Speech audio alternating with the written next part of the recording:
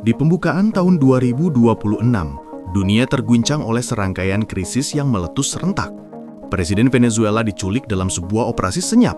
Tiongkok secara tiba-tiba membatasi akses dunia terhadap silver, sebuah mineral krusial, dalam upaya menguasai rantai pasok industri teknologi global. Sementara itu, di Kutub Utara, Greenland yang kaya sumber daya alam menjadi medan perebutan baru bagi kekuatan-kekuatan adidaya. Peristiwa-peristiwa ini bukanlah insiden yang terisolasi. Mereka adalah denyut nadi dari sebuah konflik global yang lebih besar dan tersembunyi. Berdasarkan analisis para pakar, termasuk Dr. Pippa Malmgren, mantan penasihat Gedung Putih, kita tidak sedang menuju Perang Dunia Ketiga. Kita sudah berada di dalamnya. Namun, ini bukanlah perang yang digambarkan dalam buku-buku sejarah, bukan perang parit atau pertempuran tank massal. Ini adalah perang hibrida, hybrid war, sebuah perang bayangan yang kekuatan utamanya terletak pada kemampuannya untuk menimbulkan kerusakan di bawah ambang batas pembalasan militer tradisional. Medan tempurnya tidak lagi terbatas pada wilayah fisik. Pertempuran sesungguhnya terjadi di arena ekonomi, teknologi, informasi, dan logistik global. Ini adalah perang dengan karakteristik baru dan lama, atau war with new and old characteristics, di mana sanksi finansial bisa lebih melumpuhkan daripada serangan rudal. Supremasi atas semikonduktor lebih strategis daripada jumlah divisi militer, dan kontrol atas narasi publik menjadi senjata pamungkas untuk menaklukkan pikiran sebelum satu peluru pun ditembakkan. Fase awal dari Perang Dunia Ketiga yang tak terlihat ini diwujudkan melalui serangkaian krisis proksi dan eskalasi geopolitik yang terus-menerus. Konflik-konflik lokal ini yang tersebar di berbagai penjuru dunia berfungsi sebagai medan tempur sesungguhnya bagi kekuatan-kekuatan besar untuk saling menguji kekuatan dan menguras sumber daya lawan tanpa harus berhadapan secara langsung. Selamat datang di Perang Dunia Ketiga.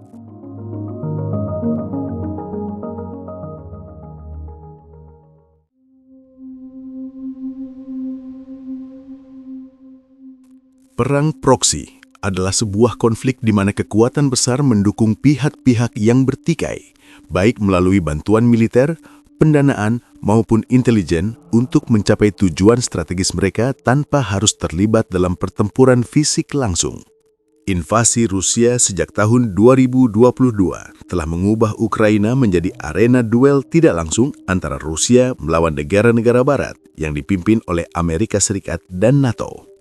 Bantuan militer, intelijen, dan logistik yang mengalir deras ke Ukraina bertujuan untuk menghabiskan sumber daya Rusia tanpa melibatkan pasukan barat secara langsung di medan perang. Di Yaman, konflik berkepanjangan telah menjadi perang proksi antara Iran yang mendukung kelompok Houthi melawan koalisi yang dipimpin oleh Arab Saudi. Konflik ini secara langsung mengganggu salah satu jalur perdagangan maritim terpenting di dunia. Sementara itu, konflik di Gaza juga menunjukkan dinamika proksi yang kuat, di mana negara-negara besar menggunakan dukungan politik dan militer kepada pihak-pihak terkait untuk memperkuat posisi strategis mereka di kawasan tersebut. Selain perang proksi yang sedang berlangsung, analisis terhadap resiko-resiko utama ekonomi global menyoroti beberapa titik rawan atau flashpoints geopolitik yang berpotensi memicu eskalasi yang lebih luas dan berbahaya, tekanan militer, ekonomi, dan politik yang terus meningkat dari Tiongkok terhadap Taiwan, potensi meletusnya konflik terbuka antara Iran dan Israel yang dapat menarik kekuatan regional dan global lainnya ke dalam pusaran perang, provokasi zona abu-abu, gray zone oleh Rusia, tindakan agresif seperti serangan cyber dan sabotase yang disengaja dibuat ambigu untuk menghindari eskalasi perang terbuka terhadap negara-negara anggota NATO, peningkatan uji coba rudal balistik antar benua ICBM yang dapat mengubah keseimbangan keamanan di Asia Timur. Perang proksi dan ketegangan di titik-titik rawan ini adalah manifestasi nyata dari kompetisi kekuatan besar yang mendefinisikan era ini. Sementara perang proksi menguras sumber daya militer di garis pinggir, front utama dalam perjuangan global ini diperjuangkan dengan senjata yang jauh lebih tersembunyi, sistem keuangan global itu sendiri. Dalam perang hibrida modern, kontrol atas sistem keuangan global adalah salah satu tujuan utama. Mata uang, sanksi ekonomi, dan inflasi tidak lagi hanya menjadi indikator ekonomi, tetapi telah berubah menjadi senjata ampuh untuk menekan lawan dan memproyeksikan kekuatan tanpa harus melepaskan tembakan. Berdasarkan data dari International Monetary Fund atau IMF, proyeksi inflasi global diperkirakan akan turun menjadi 3,7% pada tahun 2026. Namun, angka rata-rata ini menyembunyikan disparitas ekstrim yang terjadi antar negara, di mana beberapa negara mengalami stabilitas harga, sementara yang lain terjerumus ke dalam hiperinflasi akibat ketidakstabilan politik dan sanksi ekonomi. Tabel berikut yang disusun berdasarkan data dari International Monetary Fund via Visual Capitalist melukiskan gambaran medan perang ekonomi yang kontras ini. Salah satu front terpenting dalam perang ekonomi ini adalah upaya aliansi BRICS, Brazil, Rusia, India, Tiongkok, dan Afrika Selatan untuk menggoyahkan dominasi dolar AS yang telah berlangsung puluhan tahun. Dominasi dolar memberikan Amerika Serikat kekuatan luar biasa untuk menerapkan sanksi ekonomi. Melalui kontrol atas sistem transfer internasional SWIFT, AS dapat secara efektif memutus akses finansial negara manapun yang dianggap sebagai lawan. Sebagai perlawanan, negara-negara BRICS secara aktif mendorong penggunaan mata uang lokal dalam perdagangan bilateral. India dan Rusia kini menggunakan rupiah dan rubel untuk transaksi minyak, sementara Tiongkok dan Brazil telah sepakat untuk tidak lagi menggunakan dolar dalam perdagangan mereka. Upaya ini menunjukkan hasil. Data IMF mencatat bahwa porsi dolar AS dalam cadangan devisa global telah turun dari sekitar 70% pada awal tahun 2000-an menjadi di bawah 60% pada tahun 2023.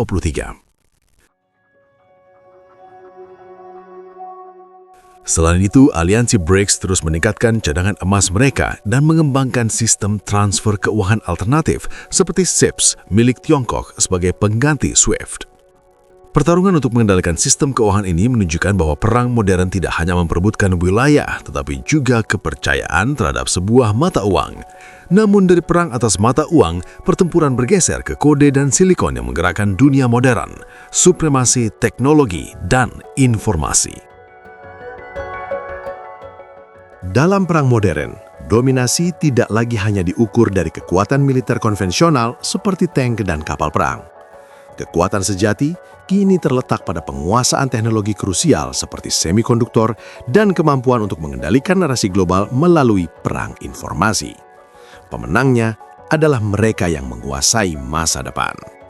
Di tengah situasi global yang penuh ketidakpastian, perang, persaingan, hegemoni yang sangat berbahaya, yang bisa memicu perang dunia ketiga.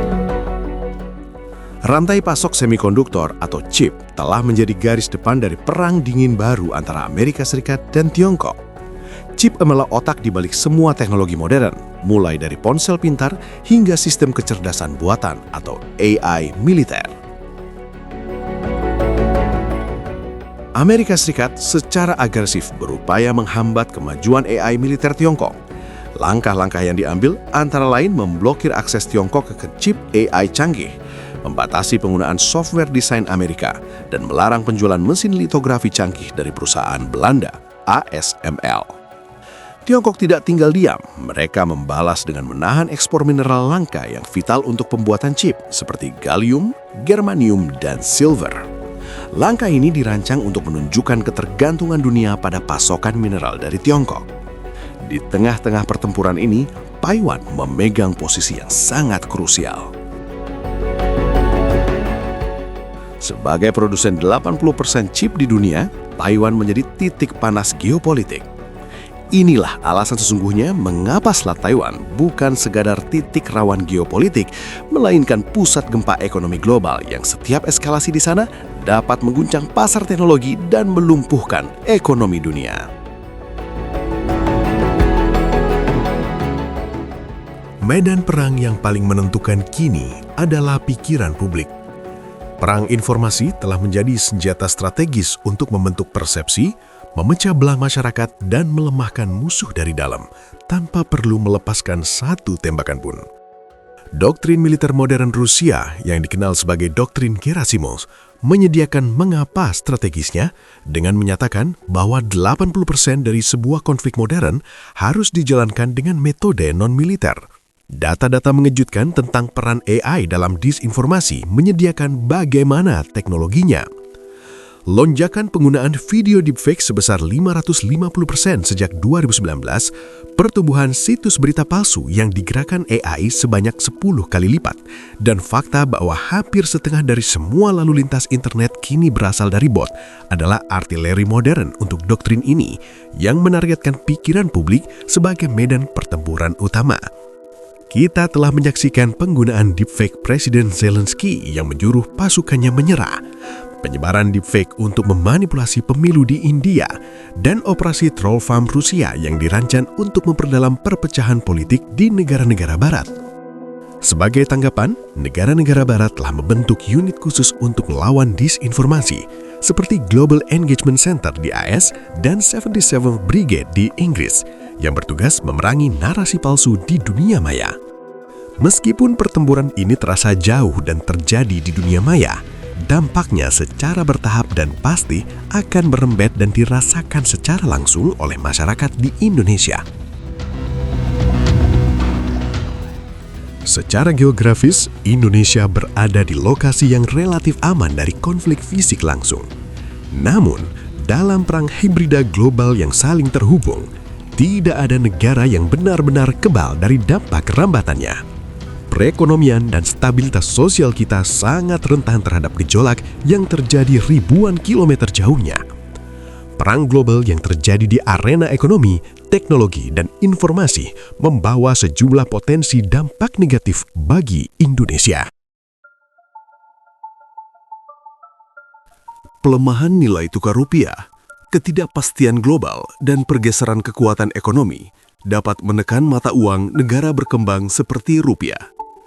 Kenaikan harga barang impor, perang chip antara AS dan Tiongkok secara langsung mengancam kenaikan harga barang-barang elektronik yang kita gunakan sehari-hari, seperti ponsel dan komputer. Resiko inflasi, gangguan pada rantai pasok global, dan volatilitas harga komoditas dapat memicu inflasi yang menggila, yang pada akhirnya akan menggerus nilai tabungan dan daya beli masyarakat. Di tengah badai global ini, Jakarta tidak tinggal diam. Pemerintah Indonesia telah menyusun peta jalan pertahanan ekonomi dengan tema utama RAPBN 2026, kedaulatan pangan, energi, dan ekonomi menuju Indonesia tangguh, mandiri, dan sejahtera. Ini bukan sekedar kebijakan, melainkan strategi berlapis untuk mengisolasi stabilitas dalam negeri dari gejolak pasar dunia. Manuver strategis utamanya meliputi penguatan ketahanan pangan dan energi sebagai benteng pertahanan pertama, akselerasi investasi dan reformasi perdagangan untuk menarik modal, diversifikasi pasar ekspor ke wilayah non-tradisional seperti Afrika dan Timur Tengah untuk mengurangi ketergantungan, serta mendorong transformasi digital dan hilirisasi industri sebagai sumber kekuatan ekonomi baru. Pemerintah tetap optimis dapat menjaga resiliensi ekonomi nasional, didukung oleh indikator positif seperti pertumbuhan ekonomi yang kuat pada kuartal pertama 2025, serta penurunan tingkat pengangguran dan kemiskinan ekstrem. Namun, meski pemerintah telah menyiapkan strategi makro, kesadaran dan persiapan di tingkat individu tetap memegang peranan krusial untuk menghadapi era yang penuh ketidakpastian ini.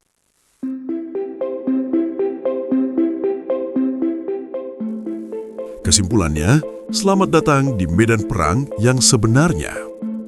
Jangan menunggu pengumuman resmi di media massa. Perang Dunia Ketiga tidak akan dideklarasikan melalui siaran berita darurat atau sirene yang meraung-raung. Perang ini sudah berjalan dalam keheningan, di bursa saham, di server data, di rantai pasok global, dan di lini masa media sosial Anda.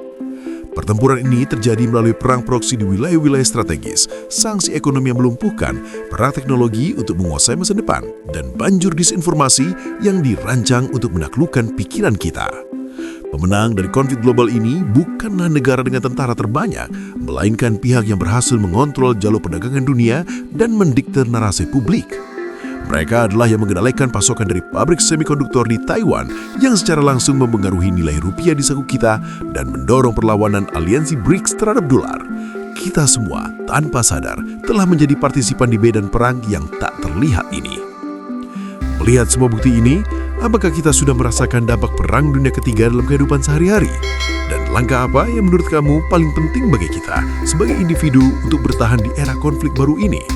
Tulis pendapat kamu di kolom komentar untuk kita diskusikan.